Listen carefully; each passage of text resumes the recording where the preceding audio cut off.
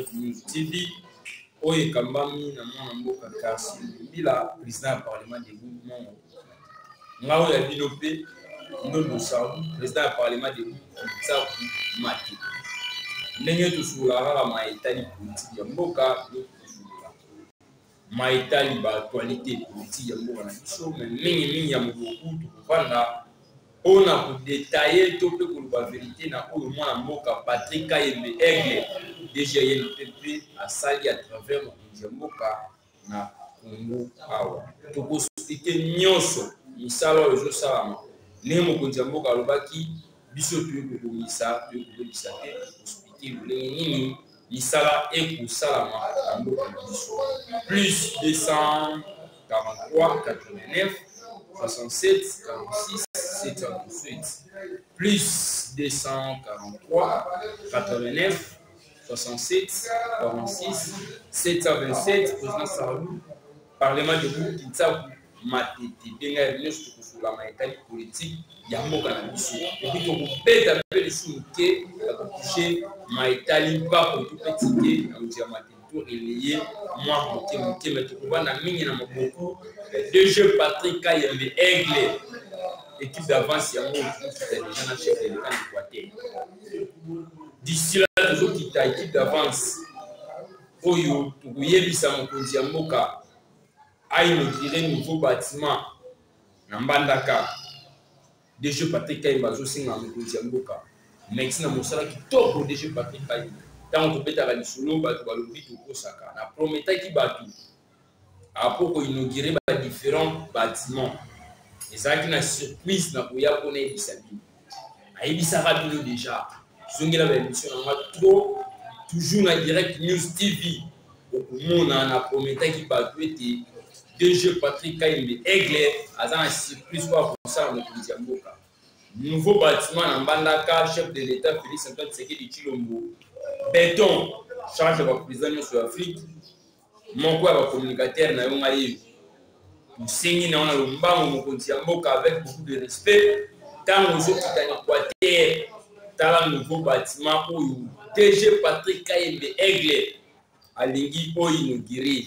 La YNPP, on doit penser à comme ça YNPP n'a pas niveau moussous pour pas battre peut-être YNPP ici et bas. YNPP tambola qui n'a pas tout gérer Congo pendant 18 ans de gestion, pas sacrifier qui nyonso, ba baby ça qui même pour foot ba formateur et là qui passe. Mais tant où il y a qui n'a arrivé na yo, ba formateur ba ça qui n'a 20 000 francs congolais, on là qui a mon pas couille. Et pour premier temps qui ba toujours pour ba ça. Tala le surprise qu'on a pété qui bat. Bien que ça un nouveau bâtiment est caché. D'ici là vous avez inauguré les noms de vérité et na kati ya Mbandaka nouveau bâtiment YNPP ici Salami bazo senga tata ekolo son excellence monsieur le président Félix Antoine Tshisekedi Tshilombo a inauguré yango et puis toujours c'est la confirmation il y a DG Patrick Kayembe Aigle pour Aza AI. Pour l'ingé confirmation pour ça parmi les DG yo bazo sala mosala na mboka na biso priorité à ba DG na Congo isaye puis aza lumière ya ba DG na senga tina ba mission de tata ekolo ba DG nyonso ko ba kosala na to ba kosala awa na Congo ba le kaka Patrick Kayembe Aigle bazo formation DG Alphonse Chungu ya LVAP ale kakawana azo formation vice-gouverneur ya banque William Pambo, mon vieux malgré l'édition DG Patrick Kayembe a et en plus à Souki Wanati plus de 4000 Congolais ont la formation plus de 4000 Congolais ayant une formation pour finir DG Patrick Kayembe Aigle Yemoko Andini Alobi Boya Kanabino fini, il y a un transport, il y a aller comme retour, on doit formation pour finir. D'ici là, un peu de temps, à peu ça 400 personnes. Ma brevet n'a pas remettre les bateaux, plus de 4000 formation. Un peu de temps, là, je ça 400 brevets que vous allez remettre. Ma voyez beaucoup de chez Patrick Kayembe. Et puis tout le président du Parlement de vous. DG Patrick Kayembe Aigle a besoin de formation contacter nga na komema ko IDPS eza lokomo tout ye azawana na gestion aza en face ya ba congolais alingi a congolais NPP souffrance ou ezaki pendant 18 ans na gestion au bateau bakanisa qui était poya na entreprise publique il faut foutre kanyaka DG Patrick Kayembe alobi désormais na entreprise publique batalisa ka boanya ba foutre ka mbongo te pa peso kusala so boza boanya ozi formation kuna ya malamu okuzala na facilité yebi a détenir yo ndenge ba promettre biso mikolo kuya komona matricule de pèse tout ça derrière yo tout le président IDPS to baki to soutenir yo pour 100% pour loko yo pesi biso olobi na tous les présidents pour avoir besoin de formation yaka pour la formation on fait au pesi ka biso to IDPS au pesi yango ba congolais nyonso longonya yango to sengi tata epolo longola AI confirmer biso DG Patrick Kayembe Aigle pour azo sala mosala kitoko aza parmi bato yo bazo mema changement pambate misala oyo mokonzi yango ko sali na mpe d'état na 3 ans ata président mon côté na Congo asala ensemble na DG Patrick Kayembe Aigle o aza vision azolanda vision na yo pour te Congo changer lobby pour to peta maboko le coup mosungela tata ekolo tala DG Patrick Kayembe Mboka azo travailler na vision na yo ali changement akuta ni NPP kufatu ba bâtiment ici là qui abandi ko inaugurer ba nouveau bâtiment nyonso wana pour la kisete na gestion ya mokonzi ya mboka récite ezali longola AI commissaire bisuye DG titulaire DG Patrick Kayembe Aigle équipe d'avance yango toujours kita poto beta CT na misala ozo sala pambate information ezaki malamu te biso to ndimi toujours en charge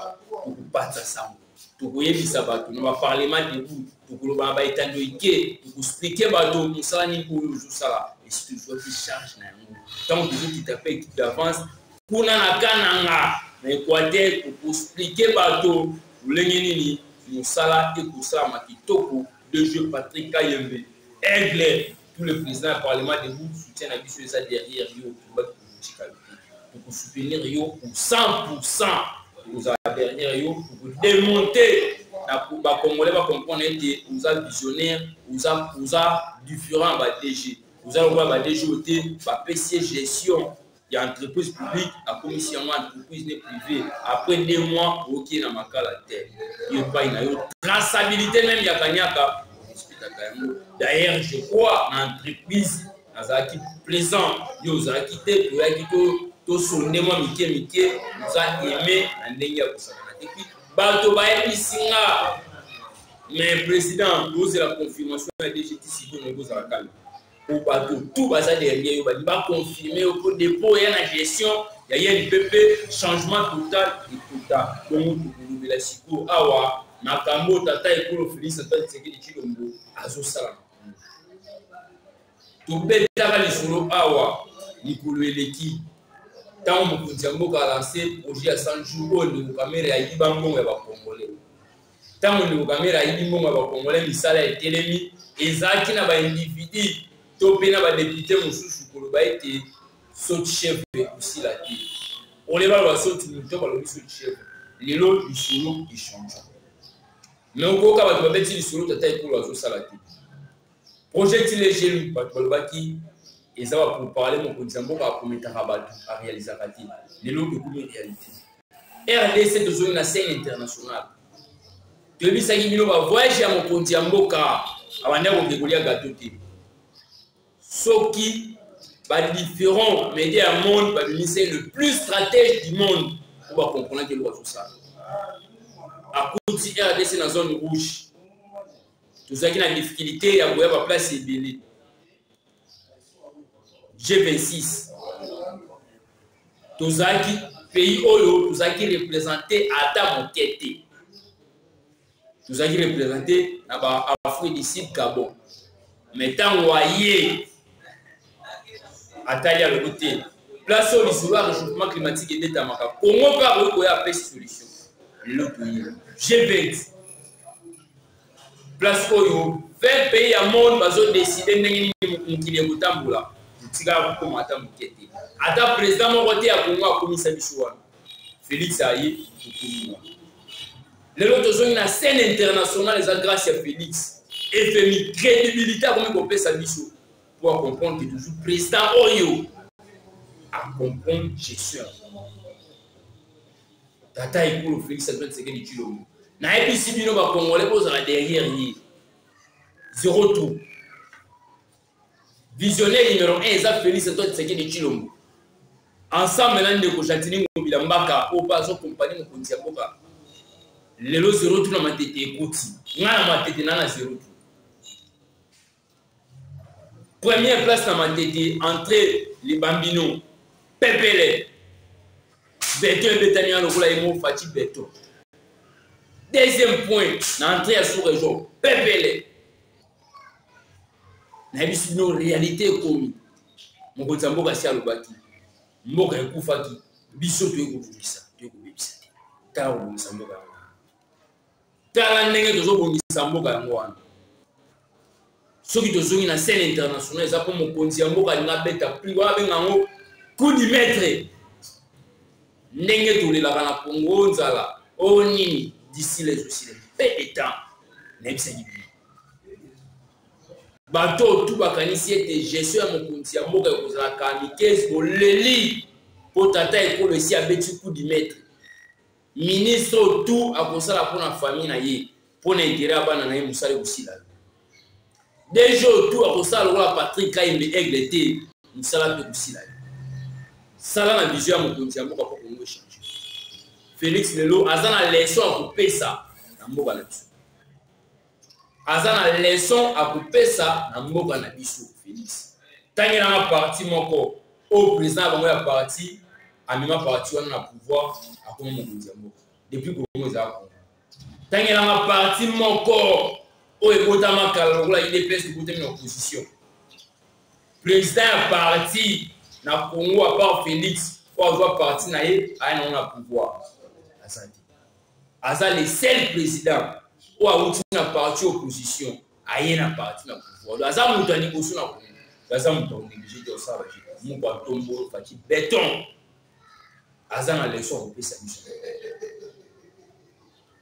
tous les peuples congolais tous à la derrière Fati changement n'est un peu de temps izwa na tant changement ekoya na Congo projet tilégé lokola ye zéro tout ye badongolo miso bane koseka yango bakochanger bazoluka lelo mosusu babosani gratuité de l'enseignement eza partie ya nini eza une partie ya social pour bato bele bamomoshiteka social tezolia te gratuité de l'enseignement eza partie ya social nombre ya baenfants de riz auto récupéré na nini na éducation plus de 7 millions d'enfants de riz au bazaki na makokite ya kozwa na classe tata na ye azala na salaire ya 50 000 francs congolais 100 000 francs congolais aza na wibana atangisaka moko na ane apemisi atie mosusu grâce ya mokonzi ya mboka apesi Antoine Tshisekedi Tshilombo arespecte buku likunzi ya mboka apesi kelasi ofele asungi tata wana wibana nyonso bazongi kelasi eza parti ya nini lelo koganga ke social eza social soki balongoli yo dibana bafutaka 6 000 ya mbali te 50 000 na yo to pe 100 000 ozwaka ekopermettre osala makambo mosusu sikawa etikali mabumu ya kanisaka social ifu mabumu te kelasi mpe ofele eza social mokonzi ya mboka ntango aye 3 mois ya pamba au sommet de l'état biso nyonso bakongolais afutaki pasi na biso ntango apesi biso kelasi ya ofele aide mabuta na biso nombre d'enfants dans la famille de Bissou qui échoué, basé solution. Et ça grâce à Félix Antoine Tshisekedi Tshilombo. Et si nous peuple congolais tous à derrière mon changement total des Zouya. Au chité moukier na dossier na Bissou ya Wenzi. Après que ça pression na Wenzi na Bissou ya Matete, Ndeko Chantini Ngobila Mbaka atilaki changer de mission mais c'est soumis à kitaki wana pour trancher. Ameka kolakisa lolenge kimoyibi ya mama administrateur ya Wenzi tike 400 fois ya 800 fois moyibi ya bakongolais ndeko somi pa yaki atranchaki asaki mosana na longonia ndenge gouverneur Chantini Ngobila Mbaka ayebisaki tango a tranché après ozongi ya ndeko somi mama administrateur a osé La première que ce qu'on ose musala aussi là. Après causer de zone de moni les gentils mobile ensemble là mon mboka diabanza mon année candidat vice-gouverneur. Na sali sous rappel pour la Sabino. Politique et ça m'a maïe la kanya baki. Commerçant politique il est toujours boya. Mon doit ici pour ici que il a pouvoir à ici. Pour MLC na pouvoir à MLC. Pour PPD na pouvoir à PPD. Pour IDPS de l'eau na pouvoir à IDPS. Commerçant politique pour limiter. Il y a pas dans mon année les candidats uniques vice-gouverneur combat na eto yebi. Deux fois meeting na terrain à Djobo. Moto a côté ça président Félix na matete zaye. Moto a côté ça ba différents cadres na biso nyonso ya parti IDPS na matete zaye. To sali lisusu encore rappel na ba cadre na biso. Secrétaire général Augustin Kabuya combat ya banda oyebi. Biso ba président parlement debout toujours soutenir ye. To boyo la biso ba commerçant politique est un bon commerçant. Pour l'homme, ceux qui dépassent dans le pouvoir, commerçant pour changer. Mais il y a unazan qui a dépassé. Azan la casquette, il y a dépassé. Ceux qui a changé, il dépasse dans le pouvoir, a changé pour qu'on ait comme il dépasse. Et le Guinée comme il dépasse. Mais commerçant, a changé azan commerçant. Pour ceux qui dépassent, le monde a pouvoir à changer. Maman administrateur, tu as vu ça qui est beaucoup chité. Ceux qui ont osé. Donc il n'y a pas de frères. Nous disons à Mboka Diabanza mon année. À Koutana qui n'a pas gouverneur. À Bissi gouverneur, on a besoin de remplacer mon ticket sur ma partie. Au examen TT, premier combat na ya derrière Tchobo. Réalité yaki. Après ça une solution. Deuxième combat na ya ticket. Maman administrateur Moussa les signes. Ticket aux à 400 francs. Maman m'a dit aussi. Maman administrateur Moussa les signes.